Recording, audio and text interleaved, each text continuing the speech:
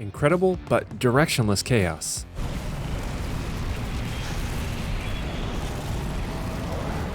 Versus a primary boots on the ground experience that promotes teamwork and coordination. There's two up top, one down below. Got it. Who won this round?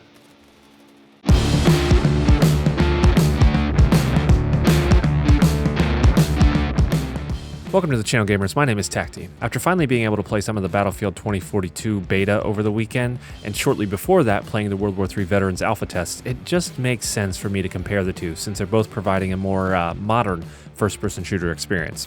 And after playing both games, there are things that each one does well, and there are some things that each one doesn't do too well. But one thing is apparent. While these two are technically in the same genre, they're incredibly different games for different players. Battlefield has some amazing, wow, did that just really happen moments that will never happen in World War III, but that might actually not be a good thing for the game. So let's talk about it. If you like the content, don't forget to subscribe here. We're coming up on 30,000 subscribers, and I would love to hit that by the end of this month. All right, so let's start here with the biggest and most apparent differences between the two, because that's what you're here for anyway, and the overall gameplay loop. Battlefield has a very big problem when it comes to this. The biggest problem is, honestly, it's too good, if that makes any sense. I mean, in what other game can you be flying around a randomized tornado with your parachute open, weapon in hand, shooting at your enemies?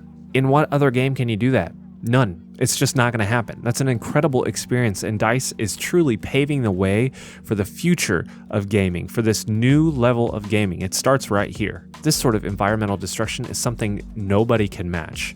Incredible level mechanics. Just overall, the game has non-stop action. But with that action comes a noticeable flaw.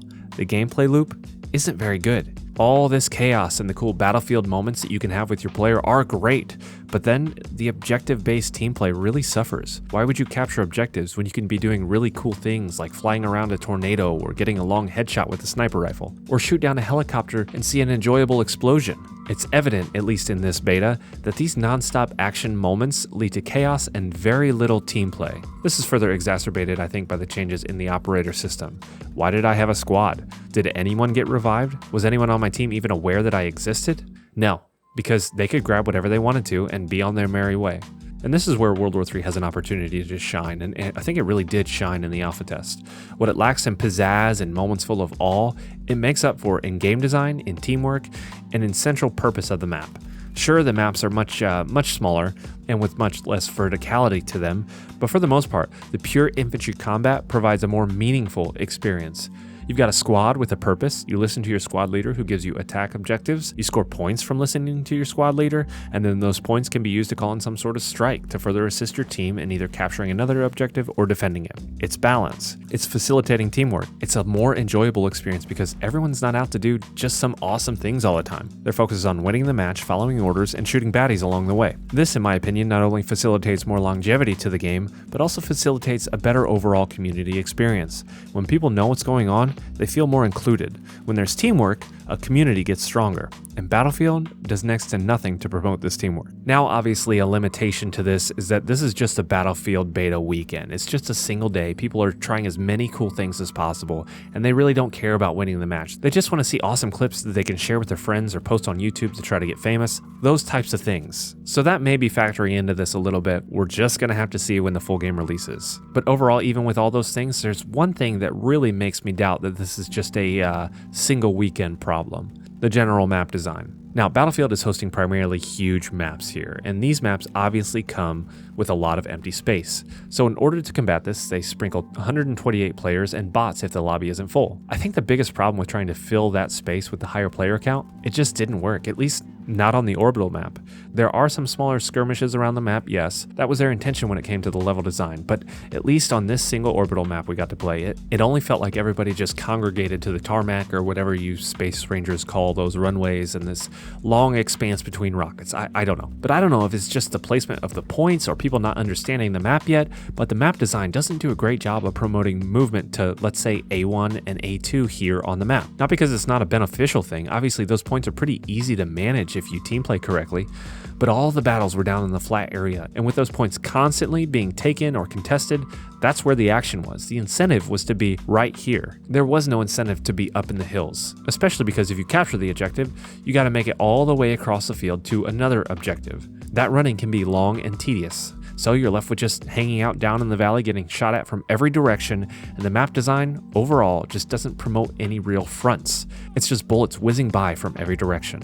And again, this is where World War III hits it out of the park.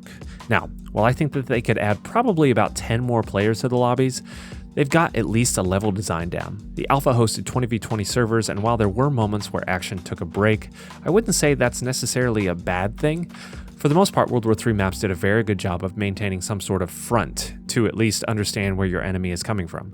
The way the maps are designed and the way team play is implemented with this game, it's not a bunch of bullets just whizzing by from all sides. It's more of a firefight in a general direction. Generally, a team could push towards something to capture it. This didn't really happen in Battlefield, and the fact that there's not a ton of verticality in the World War III maps may be a good thing as well, because again, you know what to expect. You're not trying to zip line up to get a ton of elevation on your opponent, although that is fun. You're trying to outflank them and position yourself better. You're trying to move better as an infantry unit. You're trying to capture the objective on the ground. Bigger doesn't always mean better. More crazy moments, sure, but crazy moments can wear off pretty quick. I would say that it's almost better if they're more sparse so that they're more incredible when you see them. Moving on to bugs, I really don't want to talk much about bugs. Battlefield had plenty. And for this being a closed beta with the game launching in a month, I'm expecting a really tough launch. I'm telling you, this game is going to be golden in about 6 months, probably. 6 months is when this game will be known as a very good Battlefield game. Now, World War III, on the other hand, wasn't without its bugs. It did have some bugs, specifically the audio, but according to the devs, the audio is currently being reworked, and this is just an alpha, so I'm honestly not concerned about that. It may be difficult to code footsteps, I'm not 100% sure, but I think they've got some time. But overall, there were considerably less bugs in the World War III alpha than there were in the beta build of Battlefield. Let's talk about gunplay and movement a bit. With those big maps and extreme action sequences, Battlefield has a higher time to kill, and I hate it. I'm gonna be honest, I hate the time to kill in Battlefield. The game offers longer ranges, and with these longer ranges comes the inability to effectively engage a target unless you're equipped with a sniper rifle. The game is nearly so large that it almost promotes sniping exclusively, especially if an enemy is running across the tarmac like this. That comes down to map design. You can essentially hide in the hills and pick people off, or find a spot by the rocket and just wait for enemies to try to cross and try to take them out. It's difficult right now to know the lead times, but I haven't been playing this game very long. That's just something that you learn along the way, but the map still promotes that style of play quite a bit. The recoil is a little heavier than I expected, if I'm honest. And quickly, I'll show you the recoil of World War III and Battlefield compared here with their AKs.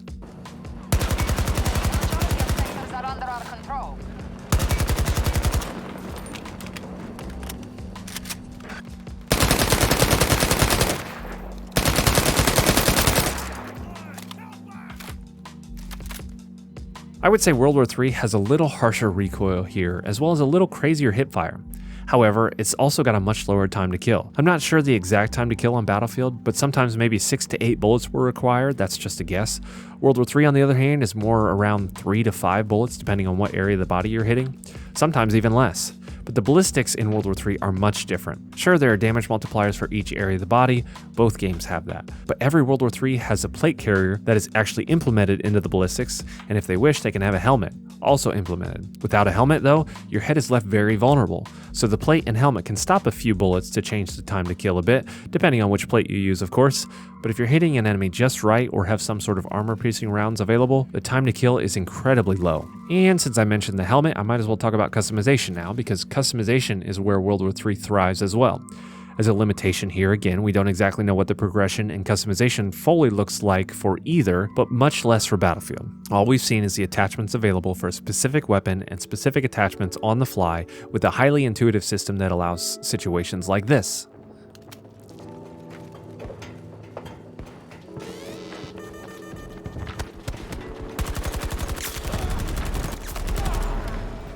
That's a really cool feature, and with it being so quick, it's so easy to change like that on the fly. World War III also implements this, but the backpack seems just a little more clunky, just a little bit less customizable than Battlefield, and isn't quite as intuitive, at least not for now. But what Battlefield didn't show in regards to customization and progression, World War III did. And I truly believe World War III's customization system sets the standard for future modern shooter titles.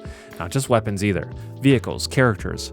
World War III's customization is incredible. Every part of your weapon can have different skins, different barrels, multiple visual options like a different stock or a pistol grip or front rail. It's got both performance upgrades and visual customization, and all those parts can be customized with different skins. The player models do the same thing as well. The specialist system in Battlefield limits this freedom a little bit. Now, World War III does not limit this freedom. Something like 8 parts to your character you can customize with a ton of different options.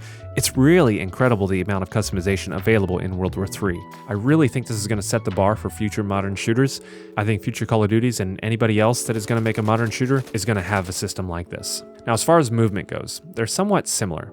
Obviously, with a lack of verticality, World War III isn't going to have many people parachuting in on top of you, but they both offer a walk, sprint, and tactical sprint. World War III, as of now, is the only one that offers a crouch sprint, so that's a cool feature. But I'm sure that'll probably come in Battlefield as well. They both, of course, offer a standard crouch and prone, but one big difference here, other than the lack of the crouch sprint for Battlefield 2042, is that the Battlefield tactical sprint is apparently infinite. I believe there's a cooldown when you stop, but you just keep going and going and going. That's not really a tactical sprint. Maybe it's a bug or something. It's more just like a fast sprint. World War III, on the other hand, has a limited tactical sprint, more meant to get yourself from cover to cover instead of just running faster up the map. So I think that it's implemented a little bit better in World War III. Finally, graphically. Obviously, Battlefield looks much better. It has great visuals, and even the size of the maps and engagement distances with the snipers, people are easy to spot. I personally didn't have any problems with low frames on either game at 1440p, though I always limit my frame rate to 60 frames for recording purposes. Just had some annoying problems with that previously. But when it comes to World War III, it's obviously not a Frostbite game, but it still looks good. I think the weapon models in World War III look fantastic. I know they 3D scan their weapons in, which I think is a little bit more effective than the Battlefield method. I'm just assuming that they crafted all these by hand.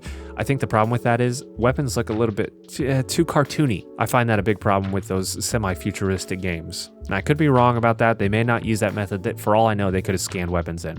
But the World War III method, I think, makes the weapons look much more realistic. All right, so overall, final thoughts here. I had a great time with both games, but I had a lot more fun on World War III. It felt more organized and purposeful, and with Battlefield, it just felt like everyone was chasing those amazing moments, including myself. I'm guilty of that. This could be attributed, again, to the lack of time everyone had. That's still worth noting. What are your thoughts, though? What do you think? Here's the poll I put on my channel. You guys seem to think World War III had a better showing than Battlefield, so it's very interesting. Also, I agree. World War III takes this round. Alright guys, that's it for this video. Thank you so much for stopping by and watching. If you're still here on this long one, you truly are a true hero. I can't tell you how much this means to me. I'll see you on the next one. Be bold, be courageous, stay tactical.